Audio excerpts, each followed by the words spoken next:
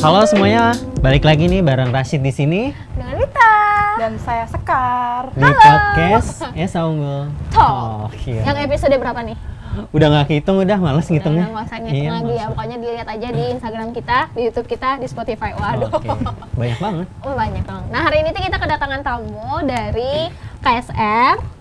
Aduh, Sekar dari mana nih? Dari KSR kan? Iya. Dari rumah apa dari mana nih? Dari tadi. Iya, Dari tadi ya, dari sini. Si lama.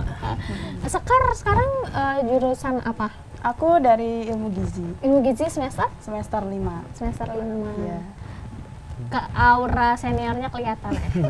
Belum senior loh. Iya, belum Masih tua. Pak, pertengahan? Semester 5, iya. Iya. Ini kayak masih kakak unyu lah. Kakak yang selalu diingat sama mahasiswa-mahasiswa baru. Oh gitu. By the way nih, KSR nih apa sih singkatannya? Jadi KSR itu kepanjangan dari Korps Sukarelawan, di mana KSR itu merupakan salah satu UKM di Esa Unggul yang bergerak di bidang sosial kemanusiaan. Gitu. Berarti KSR itu identik sama PMI ya? Palang Iya. Merah. Oh itu anak apa cabangnya apa gimana? Jadi kalau KSR itu merupakan salah satu relawan yang dipunyai dari PMI atau merupakan perpanjangan tangan. Oh, Nah, PMI itu kan banyak relawannya. Selain KSR juga ada TSR, tenaga sukarelawan, tapi kalau TSR itu untuk yang tingkat profesi. Nah, ada juga yang PMR dan donor darah sukarela. Jadi KSR itu merupakan salah satu relawan yang dipunyai dari PMI. Nah, PMI sendiri merupakan tempat naungan kami KSR gitu. Oh gitu. Berarti kegiatan kalian nih umumnya itu sosial ya? Iya. Kayak apa aja tuh contohnya? Contohnya ada donor darah, terus manajemen tanggap darurat bencana. Kalau misalnya ada bencana-bencana yang terjadi, nah kita suka turun ke lapangan. Terus juga ada seminar kesehatan juga, ada tugas medis di lapangan juga gitu. Jadi banyak banget ya? Iya. Bukan kirain tuh KSR tuh kegiatannya cuma donor darah aja. Itu yang sering kita lihat Iya, ya. sering kita lihat. Donor darah itu yang biasanya yang aku sering lihat tuh yang dari PMI itu loh. Kadang-kadang ada yang donor darah gratis. Donor lemak bisa nggak sih? Mau dong. Ada nggak sih loh? Kalau misalnya kegiatan dari KSR sendiri di kampus itu biasanya apa aja sih? Kalau kegiatan KSR di kampus itu biasanya ada tingkat internal sama eksternal. Kalau internal itu biasanya untuk yang lingkup KSR aja. Tapi kalau yang eksternal biasanya dia ada kerjasama juga dengan pihak lain. Misalnya tugas medis fakultas, nah itu biasanya kerjasama sama fakultas. Terus kalau misalnya untuk kegiatan internalnya, ya misalnya kayak donor darah. Nah itu kan cukup internal KSR aja udah bisa di handle gitu. Dulu tadi Sekar dari jurusan gizi. Iya. Nah, kenapa sih mau? Bukannya kalau ini orang awam bilang gitu ya. Biasanya kalau PMI itu biasanya kaitannya kayak perawatan gitu ya. Kenapa Sekar dari jurusan gizi mau nih bergabung di KSR? Karena menurut saya KSR itu bukan hanya dikhususkan untuk orang-orang yang terjun di dunia medis juga, tapi juga gimana individu itu bisa punya minat di bidang sosial kemanusiaan gitu. Jadi kalau saya sendiri kenapa masuk KSR? Karena suka aja sama kegiatannya gitu. Kalau misalnya aku dari komunikasi, Rashid dari HI, boleh nggak sih gabung di KSR? Boleh. Karena KSR ini siapapun kamu bisa jadi relawan. Gitu. Walaupun jurusannya nggak berkaitan sama kesehatan gitu. Iya benar. Karena relawan itu nggak hanya dari orang-orang medis aja gitu. Gitu. Yang penting ada jiwa kemanusiaannya. Yang penting ada keinginan. Aku punya dong jiwa kemanusiaan. Apaan tuh? Kan jiwa kemanusiaan, aku kan manusia. Ya, Bukan jiwa keberbintangan. bisa. Nah kalau misalnya nih, kalau dari jurusan yang non medis gitu, kan sama sekali nggak punya. Buta. Nggak punya basic sama sekali tentang medis gitu kan. Itu diajarin nggak sih di KSR? Iya, jadi semua individu yang dia bergabung di KSR, walaupun dia sebelumnya belum punya basic medis, kita tetap ngajarin mereka dari awal. Karena untuk masuk KSR itu juga kan ada tahap pendidikan dasar dulu. Gitu. Ada rekrutmennya gitu ya? Iya, benar. Rekrutmen awalnya tuh gimana tuh? Kalau untuk rekrutmen awalnya, pertama kita yang pasti ada open recruitment. Nah, jadi di situ tahapannya banyak. Pertama kita ada promosi dulu, kemudian perkenalan, habis itu baru pembukaan pendaftaran, kemudian ada seleksi juga sampai tahap pra pendidikan dasar dan pendidikan dasar. Nah, di pra pendidikan dasar itu apa aja tuh yang didapat? Diajarin Kira gitu. digembleng apa aja tuh? Iya. Kalau di pra pendidikan dasar itu kita biasanya ada pemberian materi. Nah, materinya itu berupa materi-materi yang terkait dengan KSR maupun kepala merahan dan PMI. Oke. Misalnya tentang materi pertolongan pertama, terus perawatan keluarga, terus tentang wash, water and sanitation hygiene gitu. Jadi semua materi yang berkaitan dengan kurikulum KSR itu diajarin. Oh gitu. Iya. Pas lagi bencana-bencana gitu kalian ini juga nggak sih Terjun. simulasi gitu? Oh, Simulasi pas Ada. pemilihan korban gitu. Apa sih? Pemilihan korban pas bencana, Pemilihan korban, ya kan ada maksudnya tuh gimana tuh? Ada. korban yang harus didahului. Oh, Iya, kayak itu gitu. namanya trias Tes. kalau di KSR. Iya. Saya juga pernah kayak gitu. Oh, pernah. Cuman Jangan di- pernah anak KSR? Enggak, BSMI kalau saya. Apa tuh? Bulan Sabit Merah Indonesia. Gitu. Beda. Iya. Cuman sama sih Tapi kemanusiaan mirip-mirip juga. ya. Iya, seperti itu. Berarti seru banget ya. Kita selain bisa apa nih? Belajar tentang kemanusiaan, tentang kesehatan juga bisa. Iya, bisa. Iya, kayak gitu. Sejauh ini apa sih yang didapat ketika kamu Pengalaman terjun KSR? paling menegangkan pada saat terjun ke lapangan.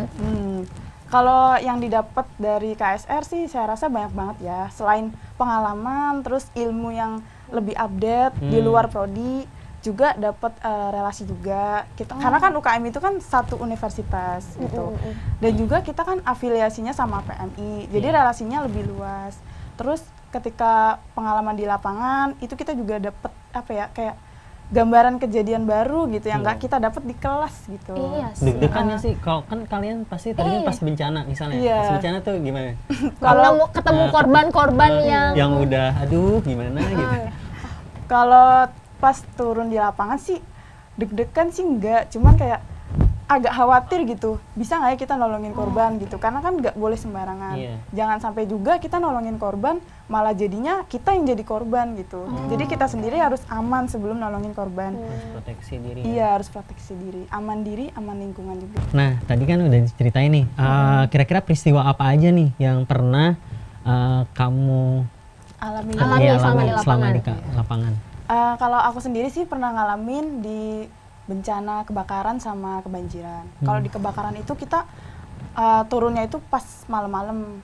Nah, waktu itu ya namanya kebakaran pasti gedung-gedung atau rumah-rumah tuh runtuh. Dan di situ kan suhunya tuh panas gitu. Nah, di situ kita harus gerak cepet gitu karena ya kita mainnya sama api gitu. Dan udah gitu pas turun di lapangan itu ya ada beberapa korban yang itu darurat banget gitu, dan itu kita harus benar-benar hati-hati tapi juga cepet gitu. Dan yang paling bikin deg-degan tuh pas kita mau nyelamatin tapi tuh ada bahaya lagi gitu. Kayak gitu ya. Iya, jadi itu sih yang harus diperhatikan banget ketika menolong gitu. Terus kalau banjir tuh tadi? Kalau banjir sih menurut saya ada sisi serunya juga gitu. Kalau main air ya? Ketemu buaya. Main air ketemu buaya. Buaya darat lagi. Lu. Gimana? Kalau pas banjir sih nggak seribet kebakaran sih, karena dia ya ketemunya sama air. Cuman kan harus hati-hati sama kebersihan juga. Iya. Pas serunya itu pas naik pelampung karet tuh, pas menyusuri korban yang kebanjiran kan distribusi makanan, terus juga clean kit, alat kebersihan gitu. Jadi lebih apa ya, penanganannya mungkin lebih santai, nggak sedarurat kebakaran. Kalau kebakaran memang harus ditangani cepat gitu ya. Ditangani cepat, bener. Gitu. Berarti pas kebakaran tuh kamu ngeliat korban juga kan? Iya. Gitu. Ada luka-luka bakar gitu ya? Iya, iya pasti luka bakar, terus sesak nafas gitu ya. sesak nafas. Kadang ada luka gores atau luka tusuk akibat runtuhan bangunan gitu. Kalau misalnya ada korban-korban kayak gitu, dari kalian sendiri nih, kan pasti ada shock gitu, kadang-kadang. ngelihat aduh gimana nih korban gitu. Ini kalau misalnya nih kayak aku takut darah misalnya. Iya. Itu diajarin juga nggak sih di KSR kalau misalnya nanti nanganin korban yang kayak kebakaran tadi yang kayak gitu-gitu gitu? Iya. Sebelum kita terjun di lapangan, yang pasti kita juga ada briefing dulu sama ada refresh materi. Jadi ketika kita nanti turun, kita nggak kaget gitu, dan kita udah persiapan simulasi duluan nih sebelum turun gitu. Jadi kita ngebiasain diri supaya mental kita ketika turun di lapangan tetap terjaga gitu sih. Jangan sampai nanti korban nolong kita. Iya, kebalik ya. Kebalik ya. Nah kalau kayak kebanjiran tadi sih penasaran juga nih, kalau kebanjiran itu kalau misalnya bawa apa namanya tadi pelampung karet, pelampung karet kayak gitu, kan kalian nyusurin tuh. Kalau misalnya ketemu area yang memang benar-benar sempit, tapi ada korban misalnya, nah itu apa sih penanganan pertama yang tim KSR lakukan? Jadi kalau misal ketemu situasi yang kayak gitu, otomatis kita nggak bisa maksain pelampung karetnya atau perahu karetnya masuk ya. Tapi kita tetap usahain buat bawa itu supaya jadi tempat korbannya gitu. Kan korbannya kalau misalnya diangkut-angkut pakai badan individu KSR kan kayak susah gitu. Jadi pasti kitanya yang turun dan kita bawa kayak alat-alat penyelamatnya juga gitu. Jadi turun gitu sih. Soalnya aku pernah lihat di TV gitu ya. Yang ada kan korban-korban kebanjiran beberapa waktu lalu, terus ada orang tua yang lumpuh, maaf gitu. Terus dia di atas genteng gitu. Dan itu benar-benar kan maksudnya kan benar-benar urgent banget kan. Nah, itu ternyata juga diajarin juga nggak sih kalau misalnya di KSR sendiri? Iya, jadi kalau di KSR itu selain diajarin ilmu pertolongan pertamanya, juga diajarin ilmu survivalnya. Juga ada ilmu evakuasi korban gitu. Jadi ya paket lengkap sih. Paket lengkap kayak ayam. Makanya ini ya, yang punya jiwa kemanusiaan cocok banget nih. Gabung ke KSR. Esa unggul. Gitu. Mantap. Nah, kalau kita tadi udah bicara tentang kebanjiran, kebakaran. Nah, kalau kayak beberapa waktu lalu juga, atau mungkin tahun lalu ya kalau nggak salah, yang ada demo misalnya, mahasiswa demo di salah satu gedung gitu. Kalian juga ikut turun nggak sih? Kalau misalnya kami diminta ajakan kerjasama dengan pihak kampus gitu, biasanya kami turun gitu. Tapi kalau menurut kami itu demonya terlalu beresiko dan SDM kami pada saat itu tidak mencukupi untuk turun di lapangan. Enggak sih biasanya gitu, karena kita juga harus menjaga keselamatan diri dulu. Yang paling penting itu sih. Terus selama pandemi nih, kegiatannya apa aja nih? Iya, ini penting nih, karena biasanya berkaitan dengan lapangan. Terus tiba-tiba pandemi stop dong semuanya atau gimana? Enggak, apa kita malah nggak tambah stop. Banyak kegiatannya? Iya juga sih. Ya. Amin. Kita ini sih tetap mengusahakan ada kegiatan. Yang pasti di sini inovasi itu dibutuhin banget gitu. Nah, selama ini kegiatan KSR itu nggak berhenti walaupun lagi pandemi. Misalnya yang udah berjalan itu ada open recruitment tetap ya pasti. Dan sekarang mungkin lebih digencarin di online. Gitu. Karena nggak memungkinkan untuk ketemu langsung gitu. Terus ada webinar kesehatan juga. Kita udah 2 kali bikin. Dan kita ini ada pelatihan juga. Kemarin terakhir saya ikut pelatihan di Bogor bersama KSR dan orang-orang PMI juga, itu tentang pelatihan pertolongan pertama gitu di awal November kalau nggak salah gitu. Jadi tetap ada kegiatan, terus kegiatan internal KSR juga masih berjalan gitu. Terus ada ini juga pelayanan pengabdian masyarakat juga, tapi kita harus ke PMI juga. Jadi kita kerjasamanya dengan PMI gitu. Berarti sebenarnya pandemi tidak menghalangi kegiatan mereka ya. Apalagi kegiatan positif kan. Mungkin nanti kalau misalnya semua udah berjalan normal, mungkin makin banyak kegiatannya makin banyak, lebih ramai. Oke. Terus kalau misalnya KSR nih, kegiatan-kegiatan yang udah dilakuin selama ini nih, sebetulnya lupa lagi gue. Enggak, kalau gimana nervous. Kagak dingin banget, beneran. Dingin banget. Memang studio ini yang luar biasa dinginnya. Nah, terikat itu. Nah, jadi kalau misalnya sekarang kan udah semester 5 nih. Ya, sekarang udah semester 5 jurusan gizi. Nah, ada nggak sih nanti after lulus ada nggak sih benefitnya kalau misalnya Sekar ikut UKM ini? Ada nggak sih misalnya kayak nanti aku habis lulus pengen masuk ke anggota PMI yang lebih lebih besar gitu? Kalau benefitnya yang pasti ada banget gitu. Karena benefitnya itu nggak cuma terasa pas kita menjalaninya, pas udah lulus pun ada. Misalnya dari relasi, kan kita dapat informasi-informasi baru, entah itu mungkin informasi lowongan kerja atau kegiatan lain mungkin yang lebih menarik yang bisa kita tekuni gitu. Terus juga dari ikut pelatihan-pelatihan yang diadakan oleh PMI itu kan juga ada sertifikatnya. Nah, biasanya sertifikat yang ada label dari PMI itu berguna juga buat masuk kerja gitu. Kesulitan gak sih ngatur waktu gitu antara kuliah juga, UKM juga nih, KSR kan berhubungan sama lapangan gitu. Iya, benar. Iya sih, pernah bentrok nggak sih Bentrok dengan ya? waktunya? Yang pasti kalau bentrok pernah, nggak mungkin banget.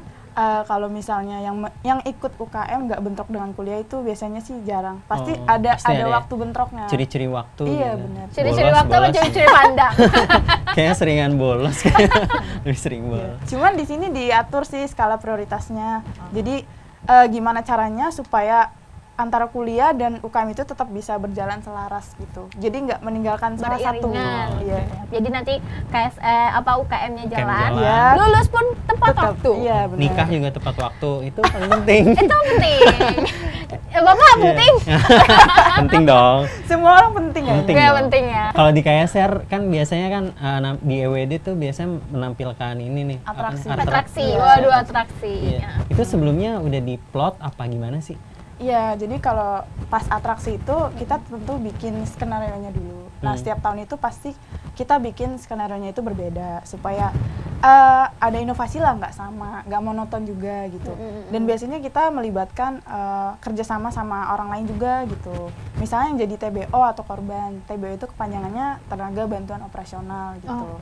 Ya, jadi tiap tahun sih skenario-nya itu selalu ada dan beda gitu. Tergantung pengurus KSR waktu itu mau nampilinnya tuh apa gitu.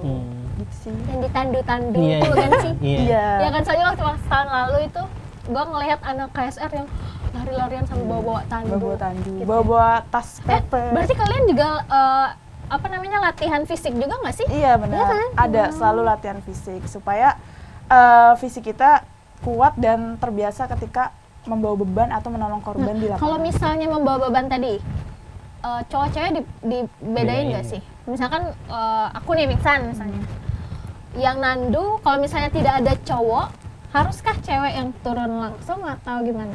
Iya, yang pasti kalau misalnya kita bawa korban di lapangan, kalau bisa minta bantuan orang lain, nah kita minta dulu. Tapi kalau bener-bener nggak ada orang lain, ya mau nggak mau kita harus kuat-kuatin bawa beban itu. Gitu. Panggilan jiwa juga sih kalau Iya. udah ada korban, aduh. Iya, langsung pasti udah refleks gitu ya. Heeh. Terus kalau kalian misalnya nih di jalan, misalnya ada orang yang pingsan misalnya atau Tiba-tiba nggak dia, sadar. misalnya sendiri Iya. gitu ya? Kan kalian kan udah dapat pelatihan gitu cara apa tuh CPR gitu segala macam itu dipraktekin gak sih kalau sehari-hari? Pernah nggak sih ngalamin? Kalau aku sendiri sih untuk sampai yang benar-benar nggak sadarkan diri nggak pernah. Tapi untuk yang kecelakaan dan dia masih sadar, pernah sih nolongin gitu. Sampai yang ada dicium-cium gitu nggak sih? Oh, itu namanya RJP. RJP ya? Resusitasi jantung paru. Itu bener nggak sih orang-orang kalau di TV-TV kan film-film apa namanya ngasih tenggelam, nafas buatan gitu ngasih ya? nafas buatan. Kadang-kadang kalau cewek pada berebutan kayak gitu. Itu gimana sih kalau menurut KSR gitu kan udah belajar tentang pertolongan pertama gitu? Biasanya RJP itu dilakukan untuk korban yang dia tidak sadarkan diri dan ketika kita cek pernafasan dan sirkulasi darahnya itu tidak ada gitu. Berarti Jadi dicek dulu gitu ya? iya, jadi untuk melakukan RJP itu nggak sembarangan langsung digini Tiba-tiba gitu. Iya, gitu. ada pemeriksaan fisiknya dulu. Oh gitu. Gitu. Biasanya kan Biasanya kalau di film-film Iya. gitu ya, tenggelam langsung diangkat langsung. di- Padahal sebenarnya nggak gitu ya? Iya, sebenarnya nggak gitu. Ingat itu hanya film. Betul. Itu hanya film, Iya. guys. Itu hanya fiksi. lebay banget. Lebay. Iya, lebay banget ada yang kayak gitu. Padahal soalnya. kita juga korban film ya, nggak tahu. Iya sih. Apa Setelah pernah ini. jadi korban juga pas? Enggak. Dijaga-jaga dong. Oke. Oke, deh, thank you banget ya buat Sekar. Iya. Udah ngasih pengalaman yang luar biasa. Seru banget sih. Seru nggak sih? Iya, seru Soalnya banget. yang benar-benar yang kita undang ke sini itu sama sekali yang kita nggak tahu ya. Iya. Dari Apa nih yang kemarin, dikerjainnya? yang Terus dikerjainnya. pengalaman seru apa? Kan jadi tahu nih. Dia pernah nolongin orang kebakaran gitu, korban kebakaran. Terus pernah nolongin kayak misalnya orang kena gigitan ular gitu apa gimana gitu. Emang KSR juga nanganin ya kayak gitu ya? Bisa. Iya, kan? tetap ada. Kalau gigitan ular, kalau dari kita sih belum ada yang pernah nemuin ya. Soalnya kan kita lebih sering terjunnya itu masih di darat. Biasanya kalau ular itu kan kalau misalnya di daerah hutan gitu. Nah biasanya sih itu. Rawa-rawa gitu. Iya, yang Tapi air-air. ada pelatihannya juga ya? Ada. Oh, ada. Tetap ada. Berarti serba berguna banget nih. Iya. Penting banget nih bagi orang-orang. Apakah kita perlu untuk masuk ke KSR? Perlu. Perlu nggak sih? Iya. Oh iya, Sekar Menolak. gimana sih caranya buat teman-teman yang di rumah yang pengen gabung ke KSR? Bisa menghubungi kemana? Untuk teman-teman yang pengen ikut KSR bisa lihat informasinya di official Instagram KSR Esa Unggul. Nah nanti di situ ada info open recruitment-nya juga gitu. Jadi di situ tinggal kontak aja kontak person yang tertera di IG-nya gitu. Oke, sip. Buat siapa aja ya nih? Segala Siapa jurusan aja. juga Iya, boleh. buat siapa aja. Segala semester, jurusan. segala usia. Kalau sih ada semester ini. dibatasi. Oh, dari semester dibatasi. Kalau Sampai- semester 5 udah enggak sih biasanya. Oh, Karena kenapa udah punya kesibukan kan. Oh, dia Jadi iya, khawatirnya nanti malah makin bentrok iya, ya. makin Terbengkalai bentrok. ya. Iya, benar. Udah pacaran, yang udah nikah udah nikah Enggak sih, dah. enggak Kok nikah sih? Ya gitu. Ya udah deh kalau kayak gitu. Thank you banget buat kalian yang udah dengerin kita di sore hari ini. Terus dengerin Kita podcast di- Esa Unggul di Instagram Esa Unggul, YouTube Esa Unggul, dan juga di Spotify. oke. Thank you Sekar dan